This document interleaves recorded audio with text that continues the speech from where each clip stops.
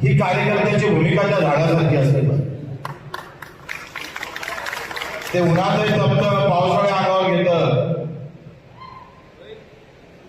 आणि ते निवड सुंदरताने वाढवत तर ते संरक्षण पण करत आहे.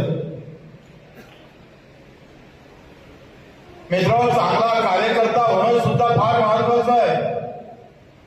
तुम्ही आम्ही सगळेजण चांगला नेता व्हायला सुरुवात केली आहे. तुम्ही ज्या दिवशी चांगले कार्यकर्ते व्हा तेव्हा तुमच्यासमोर नेता नटमस्तक झाल्याशिवाय राहणार नाही.